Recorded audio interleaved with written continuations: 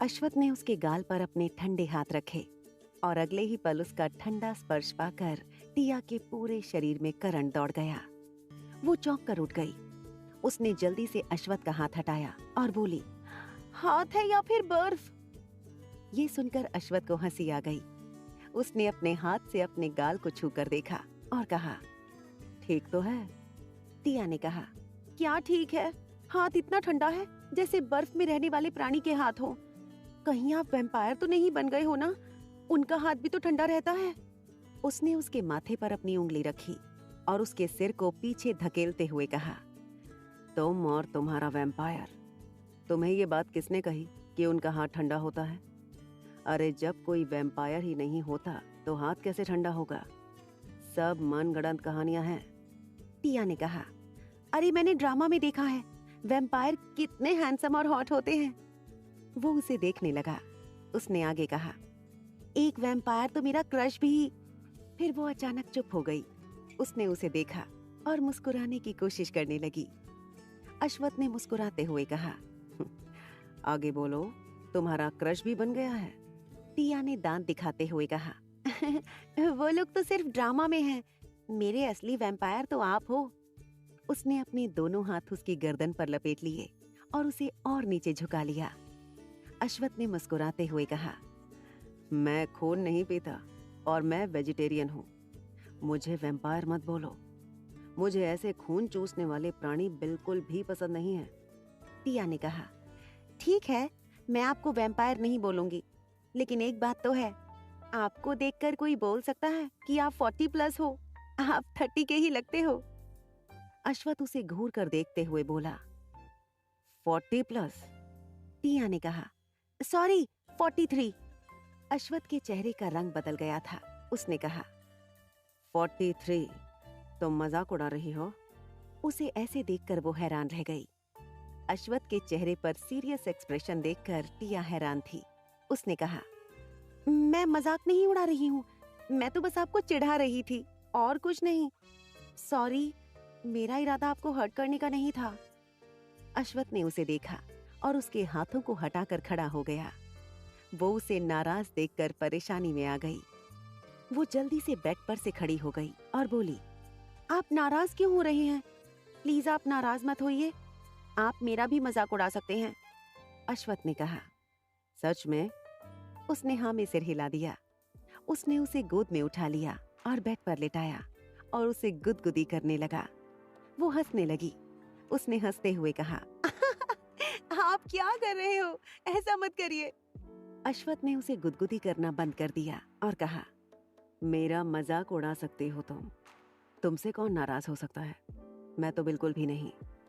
उसने फिर से उसकी कमर में गुदगुदी की तो वो खिलखिलाकर हंस पड़ी। उसने उसे हंसते हुए देखा तो उसके चेहरे पर मुस्कान अपने आप आ गई। उसने अपनी हंसी को रोकते हुए कहा, आपको बुरा नहीं लगा? अश्वथ ने कहा, तुम्हें लगता है तुम्हारा टोन ऐसा है कि किसी को बुरा लग सकता है? किसी को डांटती हो तो उसे भी डांट जैसा नहीं लगता। इसलिए तो इयारा भी तुम्हारी डांट से नहीं डरती, पर मार खाने से डरती है। उसकी बात सुनकर उसने कहा, मेरे मुंह से तब तो शहद टपकता है ना? अश्वथ ने कहा, भोलापन टपकता है। उसने उसके माथे पर होंठ रखे और कहा, चलो अब उठो। टिया ने उसकी तरफ अपने दोनों हाथ आगे कर दिए। उसने उसे बाहों में उठा लिया। उसने अपने दोनों हाथ उसकी गर्दन पर लपेट लिए और जल्दी से उसके गालों पर किस कर दिया। वो उसे उठाकर बाथरूम में ले गया और बाथटब के ऊपर बैठा दिया। उसने कहा, और कुछ महारानी जी? टिया ने कहा, हाँ, जाते हुए दरवाजा बंद कर दीजिए महाराजा जी। ये सुनकर उसको हंसी आ गई। उसे हंसता देखकर वो बोली, मैंने कुछ गलत कहा? उसने अपनी हंसी रोकते हुए कहा, नहीं, मैं जा रहा हूं। वो उसे समझने की कोशिश करने लगी कि वो हंस क्यों रहा है, पर उसे समझ नहीं आया। वो बाहर निकल गया और दरवाजा बंद कर दिया। अश्वथ के कानों में अभी भी उसकी बात गूंज रही थी, महाराजा जी। वो चेंजिंग रूम की तरफ बढ़ा ही था कि उसे नीर की आवाज सुनाई दी। बड़े पापा, आप अकेले क्यों हंस रहे हैं? अश्वथ ने उसे देखा और कहा, तुम कब आए? नीर ने कहा, जब आप बड़ी मम्मा को उठाकर ले गए तब। अश्वथ ने कहा। तुम बिना नॉक किए आ गए, ये गलत बात है ना? नीर ने कहा। आप डोर क्लोज क्यों नहीं करके रखते? अश्वथ ने कहा। अच्छा ठीक है, मेरी गलती है, नीर ने कहा। मुझे पता है आप रियो और यारा के लिए लॉक नहीं लगाते हो। अश्वथ उसके पास आया और बोला। तुम तो बहुत समझदार हो, नीर ने कहा। मैं सबसे बड़ा हूं ना, मैं आपकी तरह समझदार हूँ। मैं आपकी तरह अपने सारे भाई बहन को प्रोटेक्ट करूंगा, अश्वथ ने कहा। तुम्हारे पापा मुझसे ज्यादा समझदार हैं, उनके जैसे बनना। नीर ने उसे देखा, वो उसे ही देख रहा था। उसने पूछा, ऐसे क्या देख रहे हो? नीर ने कहा, मुझे आपके जैसा बनना है। आप बोलते हो पापा के जैसे बनो, वो बोलते हैं अपने बड़े पापा की तरह अपने सारी भाई बहन का ख्याल रखना। किसके जैसे बनूं? अश्वथ ने कहा। जिसके जैसा बनने का मन करे उसके जैसा बनो, ठीक है? उसने हाँ में सिर हिला दिया और कहा। चलो ना, यारा नहीं उठ रही है, रियो उठकर तैयार हो गया है, मैं भी रेडी हो गया हूँ। अश्वथ ने उसे देखा। उसने रियो के कपड़े को पहन रखा था जो उस पर छोटा लग रहा था, फिर भी उसने पहन रखा था। अश्वथ ने कहा, रुको, मैं कपड़े बदल कर आ रहा हूँ। नीर ने हाँ में सिर हिला दिया। वो चेंजिंग रूम में चला गया। कुछ ही देर में वो चेंज करके आ गया। फिर वो नीर के साथ इयारा और रियो के रूम में चला गया, जहाँ रियो और अयान पहले से मौजूद थे। अयान अपने कार्टून वाली टी शर्ट और पैंट में था। वो सुबह सुबह उठकर उनके कमरे में आ गया था। वो इयारा के खिलौनों के साथ खेलने में लगा हुआ था। उसने सब इधर उधर फेंक दिया था, जिन्हें रियो अच्छे बड़े भाई की तरह उठा रहा था। वो फेंकने का काम कर रहा था। फिर उसने इयारा के अजीब से टेडी बेयर को पकड़ लिया और देखने लगा, जिसका सिर मगरमच्छ का था। वो उसे पकड़कर पटकने लगा, जैसे इयारा को पीट रहा हो। अश्वथ ने उसे देखा और फिर इयारा को घूरने लगा, जो अपने हाथ पैर फैलाकर सो रही थी। उसका मुंह खुला हुआ था। नीर ने कहा, अयान भी उठ गया है, लेकिन इयारा कुंभकर्ण है। बड़ी मम्मा भी उठ जाती हैं, आलसी कहीं की, खाना और सोना ही जानती है और चप्पड़ चप्पड़ बात करती है। अश्वथ अपनी बेटी की शिकायत सुन रहा था। उसने गला साफ करते हुए कहा, ठीक है, तुम्हारी बहन है, सुन लिया तो तुम्हें नहीं छोड़ेगी। नीर ने कहा, मैं सबसे बड़ा भाई हूँ, उसने घमंड से कहा। आप उसको उठाओ। अश्वथ आगे बढ़ गया। वो उसे उठाते हुए बोला, यारा बेटा उठो। उसे इतने प्यार से उठाते सुनकर नीर ने कहा, आप उसको उठा रहे हो या फिर सुला रहे हो? बड़े पापा, आप उसको उठाओ ना, चिल्लाओ तब उठेगी। अश्वथ ने कहा, उठा तो रहा हूँ, मेरी बेटी है, मैं कैसे चिल्ला सकता हूँ? She is my princess. ये सुनते ही रियो और अयान का सर उसकी तरफ घूम गया। वो दोनों उसे ऐसे देख रहे थे जैसे कह रहे हों, शी इज प्रिंसेस, तो हम क्या हैं? रियो ने कहा, मैं भी प्रिंसेस हूँ। वो दोनों चौंक कर उसे देखने लगे। अश्वथ ने उन दोनों को देखा और कहा, तुम दोनों प्रिंस हो ना? ये सुनकर दोनों ने एक दूसरे को देखा, फिर अपना काम करने लगे। नीर ने कहा, रियो तुम लड़की नहीं हो, समझे? रियो ने उसे देखा और कहा, हाँ मुझे पता है, पर पापा हमेशा इयारा को ही प्रिंसेस बोलते रहते हैं। वो तो बात भी नहीं मानती है, मम्मा से मार भी खाती है। नीर ने अश्वथ को देखा और कहा, बड़े पापा ने ही बिगाड़ा है। अश्वथ ने कहा, सारा दोष मुझे ही दो, उसके चाचा को छोड़ रहे हो। नीर ने कहा, आप सबके साथ स्ट्रिक्ट रहते हो, बाकी यारा के साथ बच्चे के जैसे रहते हो। वो आपको बेवकूफ बना देती है और आप बेवकूफ बन जाते हो। अब जल्दी से उठाओ ना, आपकी प्रिंसेस उठती नहीं है, आलसी और कामचोर प्रिंसेस।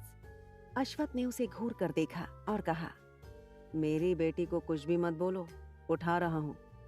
वो उसके गालों को थपथपाने लगा। यारा, यारा, नीर ने कहा, रहने दो बड़े पापा, आपको बुलाकर ही गलती कर दी। मैं तो बड़ी मम्मा को बुलाने गया था, वही उठा सकती है आपकी प्रिंसेस को। वो जाने को हुआ। रियो ने कहा, नीर भाई रुको। नीर ने उसे देखा और कहा, तुम उठाकर थक चुके हो, नहीं उठी ना, अब बड़ी मम्मा उठाएंगी। रियो ने जल्दी से अयान को गोद में उठाया और कहा, नीर भैया, अयान उठाएगा, है ना बेबी? अयान, जो गोद में उठाए जाने के कारण ना समझी से देख रहा था, उसने रियो को घूरा। नीर ने कहा, मैंने तो ये सोचा ही नहीं, चलो अब अयान उठाएगा। दोनों ने उसे उठाकर बेड पर रखा। रियो ने कहा, बेबी चलो इयारा दीदी को उठाओ। नीर ने कहा, हाँ बेबी चलो उठाओ, एक ही बार में उठाना। वो उन दोनों के चेहरे को देख रहा था। उसे ऐसे देखकर नीर और रियो ने एक दूसरे को देखा। अश्वत ने कहा, वो नहीं समझ रहा है, मैं ही उठाता हूँ। उसने इतना कहा ही था कि अयान ने उससे पहले इयारा के बाल पकड़कर खींच दिए। वो दर्द से चिल्लाते हुए उठ गई। अयान ने उसके बालों को छोड़ा और घुटनों के बल चलते हुए किनारे पर आया और लटक कर बेड से उतर गया और सीधे रियो के पैरों के पीछे छुप गया। इयारा ने अपनी आंखें खोली। वो गुस्सा हो गई थी। वो अपने दांत किटकिटाते हुए बोली, किसने मेरे बाल खींचे? उसको बहुत मारूंगी। उसे गुस्से में देखकर रियो डर गया था। उसकी टांगें कांप रही थी। वहीं अयान कसकर उसके पैरों से लिपटा हुआ था। उसे ये नहीं पता था कि जिस प्यारे भाई के पीछे वो बचने के लिए छुपा है, वो खुद अंदर और बाहर दोनों से डरा हुआ है। नीर ने रियो को देखा, फिर वो अच्छे बड़े भाई का फर्ज निभाते हुए उसके सामने आकर खड़ा हो गया और अपने दोनों हाथ फोल्ड करते हुए बोला, मैंने बाल खींचे हैं। इतना सुनते ही इयारा उठकर बेड से कूद गई और गुस्से में उसकी तरफ लपकी। वो बोली, नीर भैया आप गंदे हो। वो उस तक पहुंचती उससे पहले अश्वत ने हाथ बढ़ाकर उसे पकड़कर अपनी गोद में उठा लिया। वो अपने हाथ पैर मारने लगी। वो नीर पर चिल्लाई जा रही थी, मैं आपसे बात नहीं करूंगी, आप गंदे हो, आपने मेरे बाल खींचे, मैं आपकी कंप्लेंट निया आंटी से करूंगी, वो आपको बहुत मारेंगी, आप कितने गंदे हो। वो गुस्से में दांत भींचने लगी। नीर ने कहा, और तुम आलसी हो, कितना सोती हो, तुमको उठाते उठाते हम लोग थक गए, बड़े पापा की आलसी प्रिंसेस। उसने उसे चिढ़ाया।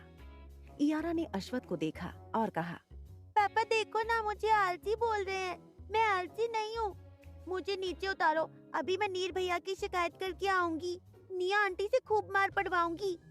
अश्वत उसे संभालते हुए बोला, चुप हो जाओ, उसने तुम्हारे बाल नहीं खींचे हैं। ये सुनकर इयारा एकदम से चुप हो गई और बोली, फिर किसने खींचा है, आपने? अश्वत ने कहा, मैं तुम्हारे बालों को क्यों खींचूंगा?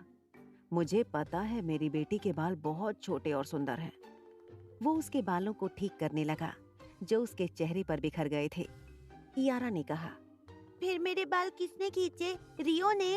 उसे मैं नहीं छोड़ूंगी, उसको मैं भगा भगा कर मारूंगी, उसके भी बाल जोर से खींचकर सिर से अलग कर दूंगी। ये सुनते ही रियो ने झट से अपने सिर पर दोनों हाथ रख लिए।